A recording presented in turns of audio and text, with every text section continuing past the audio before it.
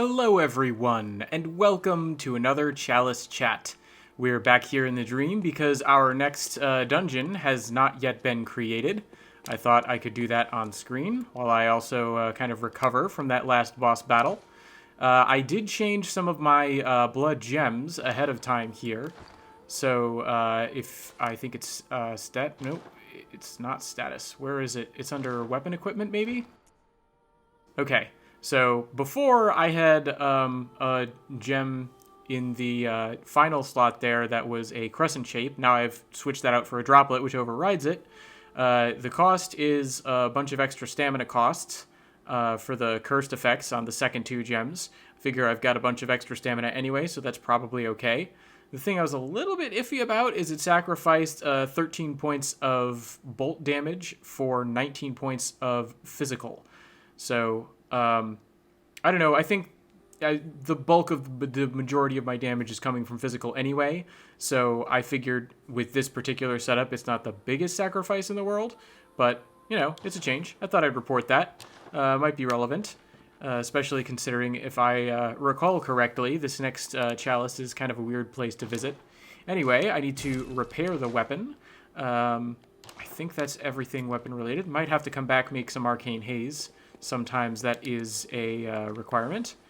I probably will have enough to level up. It's going to be about 100,000. Let's see. Yep, about 100,000.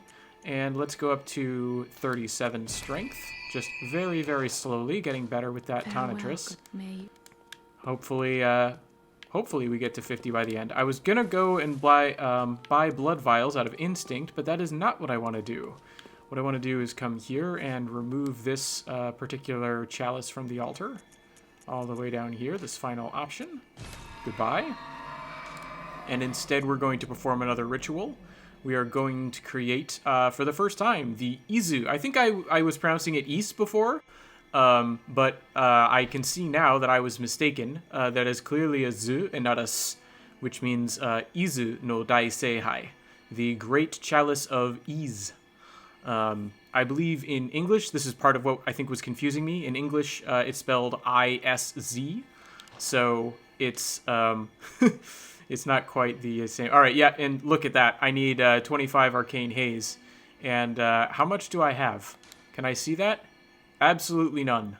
Okay, it's also going to take all of my pearl slugs and about half of my ritual blood 5s. That's why I was so happy to be getting those ritual blood 5s, was because I knew that would be an expensive material for future chalices. So let's go make some arcane haze while we're getting ready to create a great chalice. I need to go to my haze extractor. Ooh, this is the first time I've used the haze extractor in this playthrough. So we get a little pop-up explaining how it works. Let's see, what's the lowest level stuff, or at least stuff that I don't need that I can get rid of? I'm gonna go out on a limb here and say that this is kind of the easiest thing to break down. Let's break down 3 of these. I mean, that still leaves us with 19, which I feel like is a pretty hefty amount. So hopefully the ritual blood 4s don't become a problem. So now let's go back to the altar. Probably should have run out the window, but whatever. We'll get there one way or the other. And we will perform the ritual, and we're gonna go to Isz. And yeah, here we go. Should be all set this time. So let us perform the ritual. And the chalice appears upon the altar. Pretty cool. It's a thinner than it looks in its little picture. It's kind of funny. Okay, but before we actually go into the chalice dungeon, we need to get rid of any extraneous blood echoes. So I can buy... Wow, that's a very good use.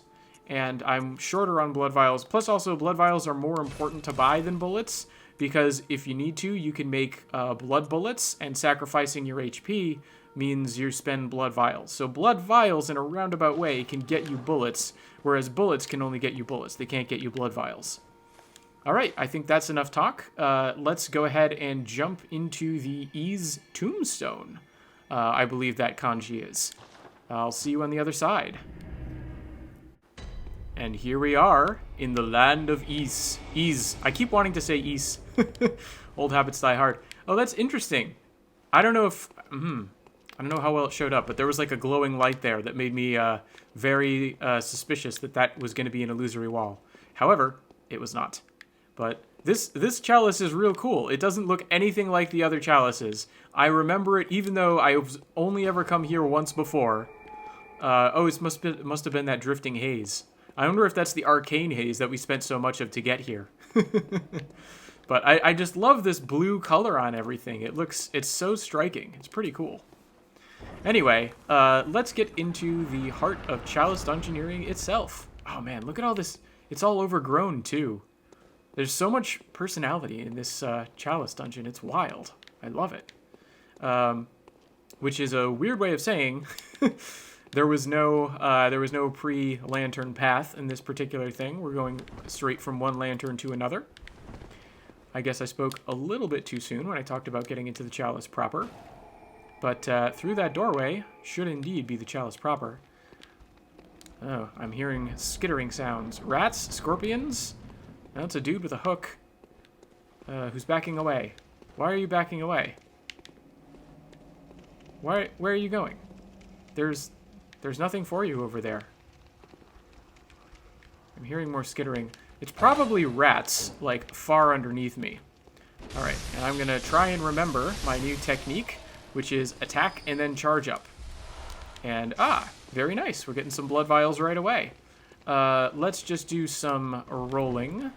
Gotta look for those walls. We've got... Oh, man. This is just so cool. I just love the way this looks. All these... that blue boss door lantern has never looked better. Got all these cobwebs all over the place here. I can't remember if I checked this wall. But if I did, it's nothing. Indeed, it was a rat. I knew it. I knew I recognized the sound of those skittering feet. Prepare to die. That's right. Plunging attack. Taking out the rat. Alright, and we've got that ladder to go back up. Looks like I can go one way or the other. This is very familiar to a passage I was just in. There was a watcher down that particular passage. I just realized that one of the rats may have gone on to me. And that would have been bad. I think my lantern's off. Gotta turn that back on. Alright. For the, huge difference that makes. But every little bit of lighting I can get, helps. I'm on the lookout for the ooze. Did you hear that? I'm making a conscious effort. I doubt it'll last very long. But at the moment, I'm still making a conscious effort to call them oozes instead of goop. Okay, we have an enemy over here. Ha! I actually hit you that time. I feel like recently I've been... Uh-oh! What happened? What? This is the rat room, isn't it? Oh boy.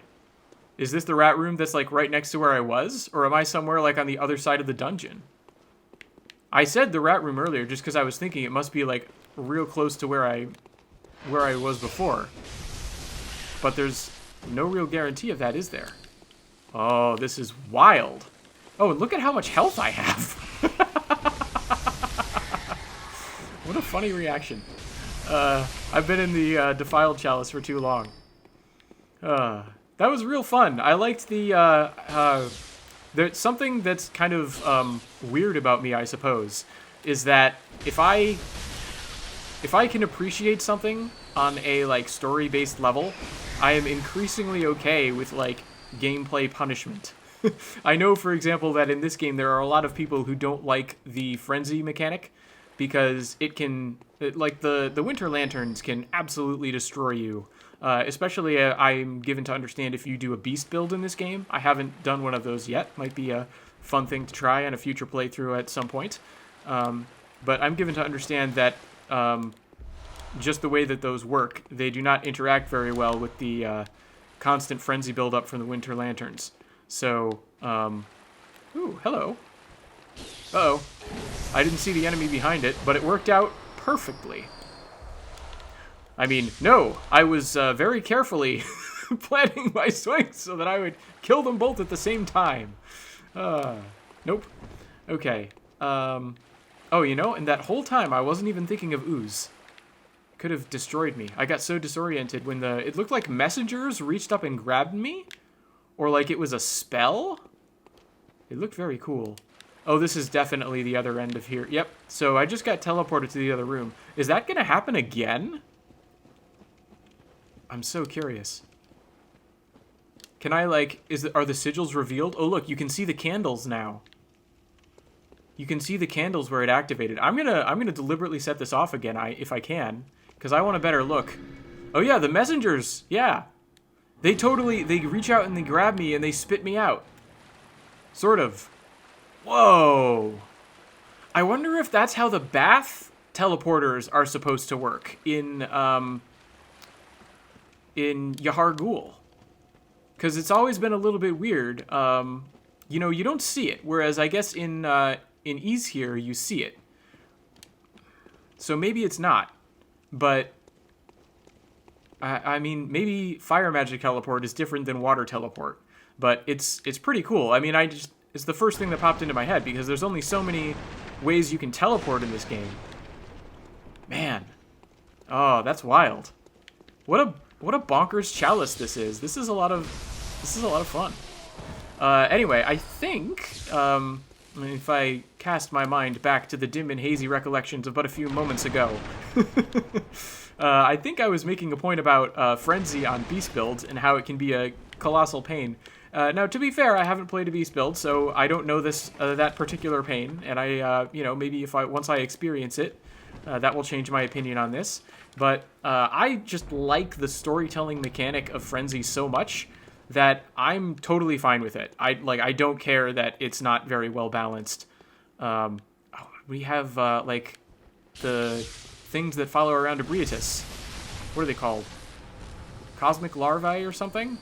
I don't know. There's a whole fancy name for them. I suppose that's another thing that I could mention, which is that I tend not to use the like official names that you can find for these things in the art book, just because I personally kind of prefer to focus on the information the game itself gives you when I'm doing my Translation-Born series. Okay, Gameplay Matt, I'm just going to cut in here to emphasize that last part. Hi, Editing Matt here, and in reviewing this episode, I felt like I didn't do as good of a job as I should have to clarify that this is my approach specifically for the Translation-Born series. There, I have the luxury of being able to focus exclusively on the dialogue and text presented in the game itself. As soon as it becomes necessary to talk about the enemies, as you can see in this episode, it also becomes helpful to have a commonly recognized name for each one. And in that context, the official enemy names from the art book make for a great source that everyone can agree on. Of course, there are still issues that can stem from these names, as I will in part go on to discuss, but I wanted to make it clear that I don't think the official names should always be ignored. Now let's get back to gameplay, Matt, as I was explaining how the game's lack of identification for most of its enemies means I haven't mentioned them in the Translation-Born series.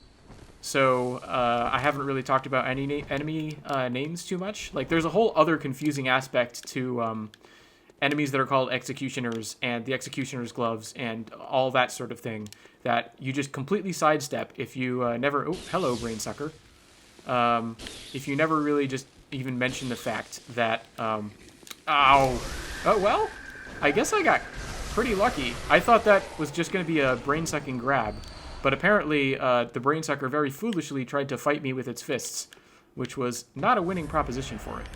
Boy, I'm not used to having so much health. This is wild. It feels good.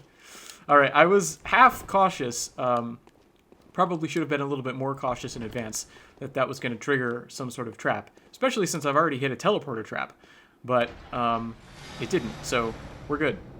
And we've already found the lever passage, and I didn't see any other way to go, which means we appear to be already in the stage at which we can approach the boss door.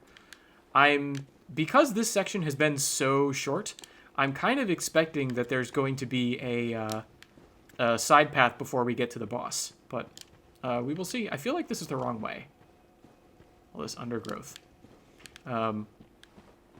I also feel like I have left... nope, this is the right way. I have left at least 2 points hanging without actually making them. But I think the main one that I started that I want to finish is related to just kind of the... I'm okay with painful mechanics in these games if I can see some sort of storytelling worth in them, you know, to an extent. I got into all this, the Soulsborne games back with Demon Souls, and everybody hated item burden in that game, but I kind of liked it because yeah, I felt like it drove home the idea of don't be greedy pretty well. Are we not going to get a pre-boss pathway? Oh, okay, there it is. What a time for me to say that. I just literally had to turn the camera, and it was here. All right, this is more like it. I was going to be completely shocked if there was no pre-boss pathway of any kind.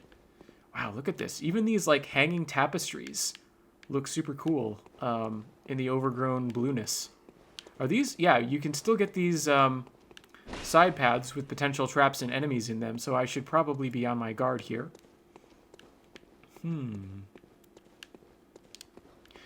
Yeah, and I feel similarly about Frenzy as far as storytelling mechanics go, although, as I said before, maybe once I experience the pain of the Frenzy on the Beast build, I'll feel differently. I hear something running around and, like, throwing things at me. Is it that guy over there? It felt like, the direction sounds a little bit off. Maybe there's something underneath me? Yeah, it looks like I'm going to fall down a pit at some point. And that's going to be, maybe not. Maybe it's above me? Because that sort of floor with the circular spaces tends to be more of a bottom of a stairs sort of situation. Anyway, we'll find out. We'll find out. We'll try and explore this place. Gotta roll against all these walls. Well, you know, as many as I feel like anyway. I've definitely, for all the wall rolling I've done, I have not found every last illusory wall. I've definitely overlooked some. I feel like there have been occasions where I've ironically just, you know, decided, I don't need to check that wall, and I've checked every other wall, and that if I checked one more, that would be the one. But, what are you going to do? Just got to explore as best we can. All right, now sometimes there's a boulder, and I heard movement. Actually, I think that's a brain sucker, the like slurpy sound that I'm hearing in my headphones, which is very fitting. This is kind of why I was a little bit worried about lowering the bolt damage, was because, as I recalled, there were a lot of enemies that are weak to bolt in this particular chalice. But yeah, you can see why, you can just see why this place left such a strong impression. It's so wild. It's so different. Like, you get so used to the exact same chalice layout in every single scenario. And then you come here, and there's nothing else like it. Even, like, the other side paths. The Hintertombs, yeah, they've got their poison theming, but the hallways are basically the same. You've got Loran and Lower Loran, and they've got their beast theming, and they've got sands, and they've got the light of day that you can see on certain points. But none of them are this different. I got both the dogs. Did not want both the dogs. Oh, only one of them has come through the door.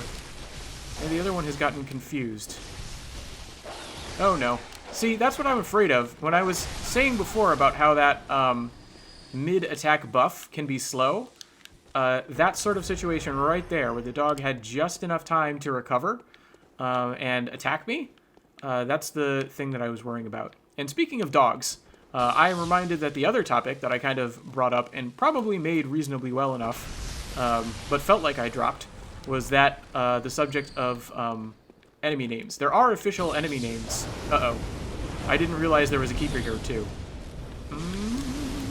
Yeah, let's take this, let's try and take this fight elsewhere. Emphasis on the word try, because I don't know where I'm going. I feel like there's a door very close by. Perhaps right over here. Indeed. Alright, just one of you follow me, please. I don't want all of that. I just want either the dog or the keeper. Looks like the dog is the challenger. Ow! Alright. I was trying to dodge through its attack. But look, even, Alright, hold up. Uh-oh. I'm just gonna mid-air attack. What a mess! I can't believe that worked.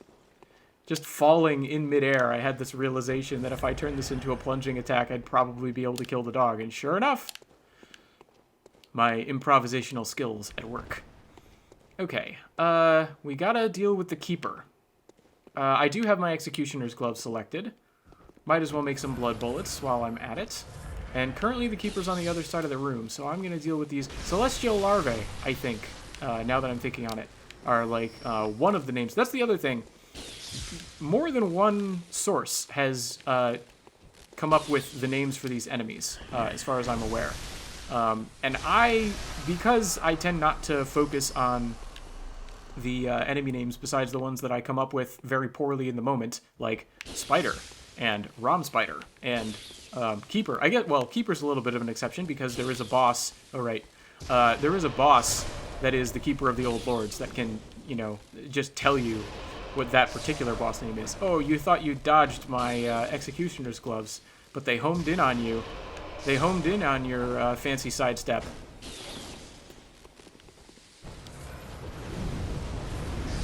I have to say, it is very satisfying to see how thoroughly the Executioner's Gloves can deal with the Keepers of the Old Lords. Just very satisfying. Especially after I've already killed their dogs.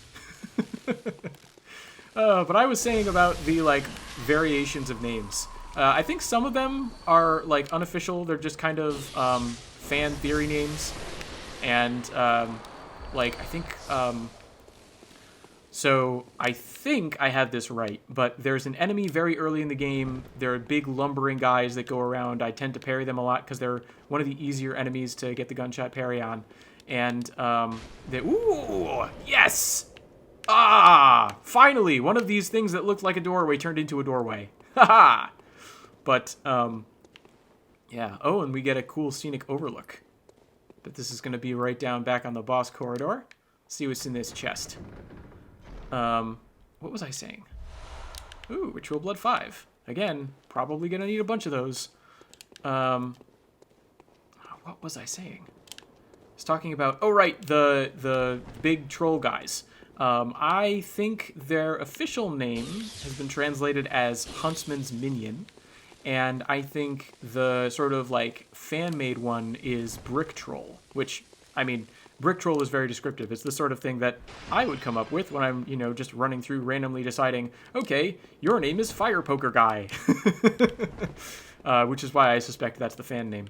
But not all of them are quite that obvious, and kind of because I've never really focused on the enemy names, I am never quite sure which one is which source is to be believed.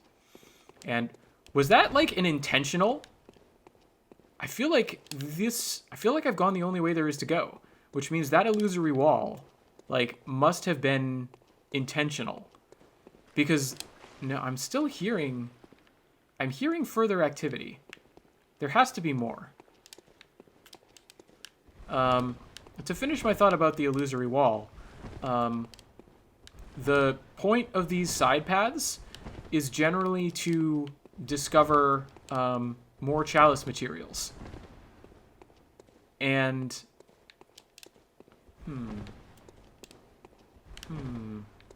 And I found a Ritual Blood 5 behind an illusory wall, and that appeared to be at the, end of a pathway. Aha! This is new. This is new. I don't know where exactly it was, but I found it. Oh, and when I said there were probably enemies underneath me, this goes down. Uh-oh. I'm teleporting again. I'm probably going to get teleported into a room I haven't been to yet. Or, no, I got very lucky. Yeah, I think this is the illusory wall. And I'm going to come over here and, yep, that's the chest that I opened. Okay. Good. All right. I know where I am. Boy, that just adds such a cool, creepy factor. I don't know, I can't come up with the best term for it, but it's just this extra bit of keeping you on your toes. The traps, it's just one new trap, those candle lighted sections that tend to be, I guess they do tend to be in this one particular sort of Chalice setup. But the fact that you just have this one trap that is specific to the Isz Chalice, that's really interesting, and it gives it just that much more character. I don't recall off the top of my head, like, specific traps that you only find in Loran, for instance. There might be, but I can't think of them right now. Definitely are in Isz. And look, it's a gurgly wurgly, oh, listen to me. Listen to me talking about boss names. Mind Flayer. Not Mind Flayer. Well, kind of Mind Flayer. Brain Sucker. That's right. Got there eventually. I got there eventually. That works. Funny, after that whole digression, this is probably the main path, and that, because 2 Ritual Blood 5s is a pretty good, reasonably good haul. Yeah, so listen to me going off on, boss names and how I can never keep them straight and anything, and then struggling to come up with Brain Sucker. Pretty funny. But anyway, I don't have any great thoughts as I run back towards the entrance. Which, now that I think of it, maybe it's, I've come so far. I think I'm just going to run. I was debating whether or not I was going to use a Bold Hunter's Mark, but now that I'm here, the boss door is down that way. I don't know how serious the boss is going to be, and I should probably head back to the Hunter's Dream in any case. So, and glancing over at my timer, it looks like we have a reasonable length of an episode. So I think I'm going to call it here. I'm going to go back to the dream between episodes, and next time, here we go, next time, we will find out what awaits us behind those boss doors. I hope you enjoyed watching this series this time, and I hope you join me again next time. Until then, thanks for watching, everyone.